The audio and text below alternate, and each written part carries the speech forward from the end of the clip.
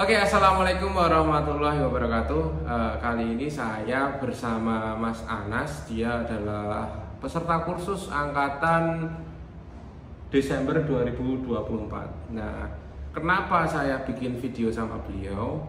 Karena saya lihat dia dari Desember ke Januari sampai sekarang Februari, dia itu termasuk alumni Desember yang paling semangat, ya. Yang paling semangatnya apa? Dia selama di Jogja, selama kursus dan terutamanya setelah magang, dia itu kan nggak punya armada, nggak bawa motor, kita nggak sediakan mobil juga, tapi kita sediakan sepeda, ya. Tapi salah satu ya peserta yang magang dan rajin bersepeda adalah Mas Anas, ya. Tapi kita bukan masalah sepedanya, tapi efek dari sepeda itu apa aja? Coba Mas ceritakan. Dulu ketika saya kursus itu Desember tahun 2024 itu, saya itu sangat khawatir dikarenakan waktu itu saya itu habis berhenti dari pekerjaan saya yang lama.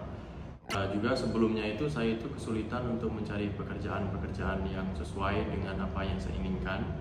Dan ketika saya pertama kali melakukan kursus handphone di Lasercom itu, saya itu ada kekhawatiran apakah ini adalah jalan terbaik bagi saya gitu. Apakah ini adalah yang saya inginkan gitu. Tapi ketika saya bersepeda, saya sering untuk mencari kasus, membeli spare part untuk memperbaiki HP, itu ada rasa bahagia gitu. Jadi kekhawatiran itu mulai hilang. Jadi yang saya alami waktu itu adalah malahan kekhawatiran itu berubah menjadi ide-ide cemerlang gitu. Tangan saya yang awalnya agak gemetar memegang blower itu jadi steady gitu. Mata saya yang agak sakit melihat blower itu jadi lumayan fokus gitu. Jadi saya lumayan bersemangat.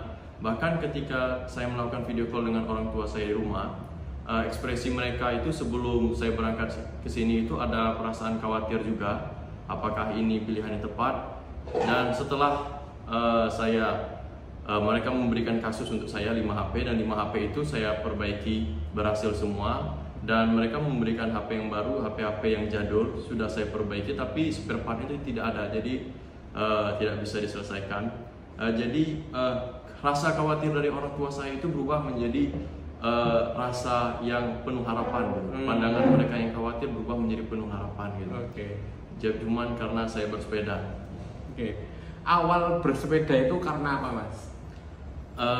Awalnya itu ya jelas simple sih, karena lebih murah gitu. Karena beberapa tempat di Jogja ini ada tempat parkir, jadi ketika saya bersepeda itu saya nggak kena parkir gitu. Jadi ada faktor ekonomis juga gitu. Jadi karena faktor ekonomi, ya, dan nggak punya kendaraan, ya. Sedangkan untuk setelah kursus waktu magang untuk belajar kita harus tadi ya katanya beli HP rusak, diperbaiki terus dijual lagi, ya. Terus ada beli spare part, begitu ya. Awalnya memang bersepeda ini terpaksa atau gimana nih? Awalnya ya mau nggak mau terpaksa gitu, karena nggak ada kendaraan kan, jadi cuma ada sepeda gitu. Nah, poinnya gini teman-teman. Kenapa kok saya undang Mas Anas ini ya? Karena saya lihat di jalan sendiri ya. Saya beberapa kali ketika mau pulang kerja ataupun mau kemana gitu ngelihat Mas Anas itu bersepeda ya, bawa laundryan, mau belanja itu dia bersepeda. Padahal ya teman-temannya nggak ada yang kayak gitu. Padahal sepedanya ada. Jadi ada yang males buat bergerak ya. Jadi gini, dengan bersepeda itu ternyata membuat ide-ide bermunculan. Terus membuat stresnya hilang, rasa khawatir itu hilang, ya. Yang awalnya itu misalkan cemas, yakin nggak sama servis HP, kayak gitu kan. Nanti masa depanku gimana? Sedangkan dia kesibukannya memang dulu bekerja, terus tidak bekerja kan khawatir tuh nanti gimana. Tapi dengan bersepeda dan terus belajar ya dia jadi penuh harapan. Ya kayak gitu. Ada pesan lagi, Mas?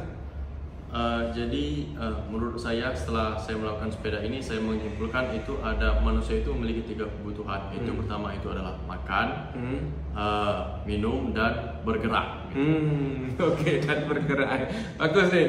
Kayak ceritanya Abu Nawas sama Raja Harun ar-Rasyid. Ya. Jadi Raja Harun ar-Rasyid itu sakit, ya sakit demam, dia nggak sembuh-sembuh. Dia udah diobatin dokter, diobatin sama tabib, itu nggak sembuh-sembuh. Nah, terus sama menterinya itu dipanggilin Abu Nawas karena Abu Nawas pada waktu itu tuh terkenal orangnya cerdas kayak gitu kan. Nah, ketika Abu Nawas datang, terus Abu Nawas tanyain apa keluhan Baginda Raja gitu, apakah Baginda Raja merasa badannya nggak enak, demam dan lain sebagainya, demamnya hilang pergi, iya kata gitu. Terus Abu Nawas bilang, ya apa itu? Oh itu gampang obatnya Baginda Raja. Apa itu obatnya? Obatnya silahkan Baginda mencari telur unta. Ya, nanti kalau ketemu nanti bakalan bisa sembuh kayak gitu. Itu obat dari sakitnya si raja. Akhirnya si raja itu pergi ke keliling sudut kota Baghdad. Kayaknya kalau nggak salah kotanya itu. Itu ke keliling kota, tanya ke tempat penjualan telur, ada nggak telur unta? Ya, nggak ada. Ke sana telur unta ada nggak? Sampai si penjual itu ketika ditanyain oleh Raja Harun ar-Rasyid, ketika Raja Harun ar-Rasyid kan menutup wajahnya biar nggak ketahuan sama rakyat, itu diketawain, dikirain karena orang gila. Karena apa? Karena unta itu tidak bertelur, ya, unta itu beranak, maka mustahil mencari telur unta. Nah, tapi Raja Harun ar-Rasyid itu nggak tahu, ya. Dia masih kepikiran nyari obat, tapi nggak sampai berpikiran bahwa unta itu tidak bertelur. Sampai suatu ketika ketemu seorang kakek tua, dan dia tanya, ya, apakah kalian Bapak tahu mana penjual telur unta? Ya, terus si kakek tua itu menjawab, unta itu tidak bertelur tapi beranak, mustahil kalian dapat telur unta. Akhirnya sang raja pulang, dipanggillah si Abu Nawas. Nah dipanggil Abu Nawas, marahin Abu Nawas. Nah tapi gini, ketika mau dimarahin, mau dihukum si Abu Nawas bilang, nah sekarang Baginda apakah sudah nggak demam lagi? Sudah tidak, ya. Terus sudah nggak sakit lagi? Sudah tidak. Nah itu berarti sudah sembuh, ya. Terus Abu Nawas bilang, ya memang unta itu tidak bertelur tapi beranak. Namun bisa jadi sakitnya Baginda itu karena seringnya di kamar dan tidur dan tidak bergerak. Makanya bergerak ini menjadi suatu obat. Begitu ya. Jadi teman-teman silahkan cari inspirasi di kata-kata kita, ya, inspirasi dari Mas Anas, ya. Saya juga kadang ketika stres silahkan bergerak, olahraga, sepedaan dan lain sebagainya. Bahkan bagi kalian yang masih cemas akan masa depan, cobalah nanti kalian belajar, di sela-sela belajar jangan lupa bersepeda maupun olahraga. Gitu ya Mas? Iya, Mas. Ya, semoga Mas Anas sukses selalu, tetap positif, ya meskipun cari kerjaan susah, ya nanti kita bisa buka usaha sendiri lah. Atau nanti bisa cari pekerja, ya kita punya pekerja. Begitu Mas Anas, sukses selalu. Rencana pulang kapan? Mungkin tahun depan sih. Oh, tahun depan. Berarti dia masih fokus belajar. Ya, gitu dulu. Assalamualaikum warahmatullahi wabarakatuh.